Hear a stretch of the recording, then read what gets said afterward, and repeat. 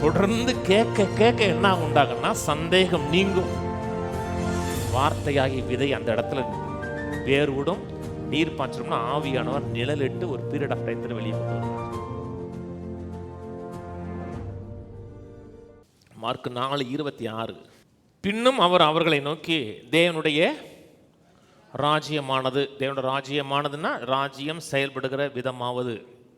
பின்னும் அவர்களை நோக்கி தேவனுடைய ராஜ்யமானது ஒரு மனுஷன் நிலத்தில் விதையை விதைத்து இரவில் தூங்கி பகலில் விழித்திருக்க அவனுக்கு தெரியாத விதமாய் விதை முளைத்து பயிராகுவதற்கு ஒப்பாயிருக்கிறது. எப்படி என்றால், நிலமானது முன்பு முளையையும் பின்பு கதிரையும் கதிரில் நிறைந்த தானியத்தையும் பலனாக தானாய் கொடுக்கும். பயிர் விளைந்து அறுப்பு காலம்.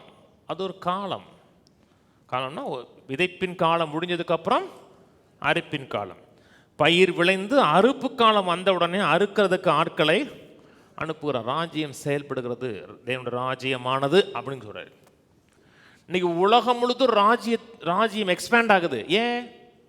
ஒரு விதை ஒரு நாள் நிலத்தில் விழுந்தது.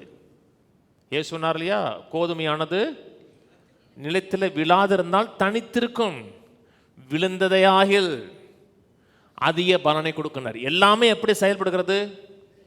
விதை அது ஒரு நிலத்தில் விழுகிறது, அதுக்கு நீர் பாய்ச்சப்படுகிறது, ஒரு குறிப்பிட்ட காலத்தில் அது விளைச்சலை ஏற்படுத்துகிறது. இங்கே சொல்றார், பின்னும் அவர் அவர்களை நோக்கி தேவனுடைய ராஜ்யமானது ஒரு மனுஷன் விதையை விதைப்பதற்கு எப்பொழுது ஒரு மனுஷன் அவசியம். நான் சொன்னது புரியுதுங்களா? சரியான விதைகள் நிலத்தில் வேண்டும் என்றால் ஒரு சரியான விதைக்கக்கூடிய ஒரு மனிதன் அவசியம். விசுவாசம் எப்படி வருகிறது? கேள்வியினால் வருகிறது. விசுவாசம் கேள்வியினால் வரும், கேள்வி தேவனுடைய வசனத்தை கேட்கறதுனால வரும். பிரசங்கப்படாவிட்டால் எப்படி கேள்விப்படுவார்கள் மேலே, அனுப்பப்படாவிட்டால் எப்படி பிரசங்கிப்பார்கள்.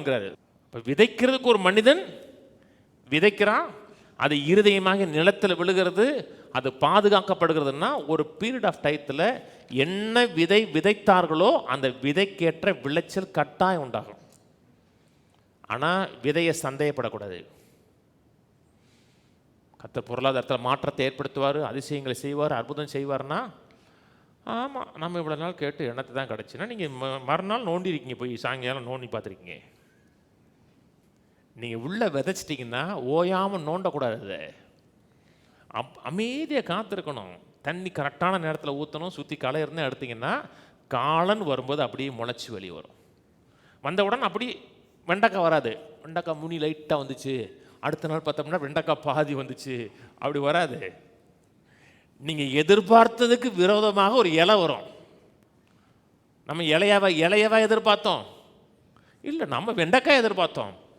ஆனால் காத்திருக்கிறோம், வரும், பூக்கும், காய்க்கும்ங்கிறோம். அப்படி தான் ராஜ்யம் செயல்படுது.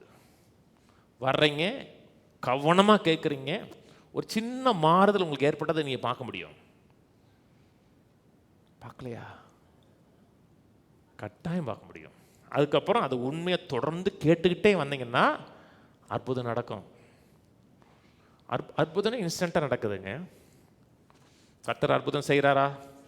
செய்கிறார். எனக்கு தியரி மட்டும் வேணாம், வசனத்தை அனுபவிக்கிற ஆள் எனக்கு வேணும். ஆண்டவர் இவருடைய நீர் பாய்ச்சி விடுறாரு. நீர் பாய்ச்சி விடுறதுக்கு தான் என்ன சொல்கிறாருன்னா, நீ ஒரு இனத்தாளாகிய எலிசபெத்தும் கற்பந்தரிச்சிருக்கான்னு சொல்லி ஒரு அற்புதத்தை கேட்டவொன்னு உங்களுக்கு என்ன நடக்குதுன்னா, நமக்கும் கர்த்தர் சொன்னது நிறைவேறுங்கிற ஒரு எதிர்பார்ப்பு உண்டாகுது. அது என்னது? நீர் பாய்ச்சப்படுகிறதுன்னு அர்த்தம். எப்பப்பெல்லாம் அவங்களுக்கு அற்புதம் நடந்துச்சா, இவங்களுக்கு அற்புதம் நடந்துச்சான்னு கேட்கும் பொழுது நமக்கு என்ன உண்டாகுதுன்னா ஒரு நீர்ப்பாய்ச்சல் உண்டாகிறது. வார்த்தைக்கு மேலே நீர் ஊற்றப்படுகிறது. 1 கொரிந்தியர் 3:5. பவுல் யார்? அப்போல்லோ யார்? கர்த்தர் அவனவனுக்கு அருள் தந்தபடியே நீங்கள் விசுவாசிக்கிறதற்கு ஏதுவான. பவுல் யார்? அப்போல்லோ யார்? அவர்கள் ஊழியக்காரர்கள் தானே சொல்லலை. என்னங்க சொல்றது? நீங்கள் விசுவாசிப்பதற்கு ஏதுவாயிருந்த ஊழியர்கள், விசுவாச வார்த்தைகளை பேசக்கூடிய ஊழியர்கள், உங்களுக்கு விசுவாசத்தை பில்ட் பண்ணக்கூடியவர்கள். அவரிடத்துல ஒரு வசனம் கேட்குறேன், ஒரு சத்தியம் கேட்குறேன்னா அது எனக்கு ராஜ்யத்தின் அறிவாக இருக்கணும். எனக்குள்ள அந்த விசுவாசத்தை பில்டப் பண்ணணும். சொல்றது புரியுதுங்களா? கீழே நான் நட்டேன், அப்பொல்லோ நீர் பாய்ச்சினான், தேவனோ விளைய செய்தார். அப்படி இருக்க நடுகிறவனும் ஒன்றுமில்லை, நீர் பாய்ச்சுகிறவனும் ஒன்றுமில்லை, விளைய செய்கிற தேவனாலே எல்லாமாக. ஒரு மனிதன் நடுகிறார், ஒருத்தர் நீர் பாய்ச்சுறார். இல்லை கவனிங்க, ராஜ்யத்தை குறித்து ஒரு வாரம் என்னால் பேச முடியாதா? ஒரே வாரத்தில் நான் பேசிட்டு போகிறேன். ஒரே வாரம் தான். நான் சொன்னது எல்லாத்தையும் அப்படி சின்ன ஹின்ஸ் மாதிரி கொடுத்து போயிடுவேன். என்ன செஞ்சுருக்கேன்? விதைச்சிருக்கிறேன். நீர் பாய்ச்சறது அதுக்காக தான் நிறைய வாரம் எடுக்கிறேன். எந்த தலைப்படுத்தாலும் ஒரு வாரம் விதைக்கிறேன், அடுத்த வாரம் நீர் பாய்ச்சுறேன், அடுத்த வாரம் நீர் பாய்ச்சுறேன். அது நீர் பாய்ச்சி விளைகிற கத்தர் விளைய செய்து மனதில் கவலைகள்லாம் போய் அந்த எதிர்பார்ப்பு வரும் பொழுது கத்தர் விளைச்சலை ஏற்படுத்தி கொடுக்குறார். கீழே மேலும் நடுகிறவனும் நீர் பாய்ச்சுகிறவனும் ஒன்றாய் இருக்கிறார்கள், அவனவன் தன் வேலைக்கு தக்கதாய் கூலியை பெறுவான். நாங்கள் தேவனுக்கு உடன் வேலையாட்களாக இருக்கிறோம், நீங்கள் தேவனுடைய பண்ணையும் மாளிகையா இருக்கு. நீங்க யாரு? பண்ணை, தேவனுடைய பண்ணை.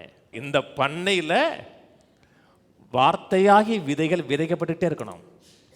விதைக்கணும், புரிந்து கொள்ளணும், அங்கீகரிக்கணும்னா அதை ஆவியானவர் நிழலிட்டு ஒரு பீரியட் ஆஃப் டயத்தில் வெளியே கொண்டு வருவார்.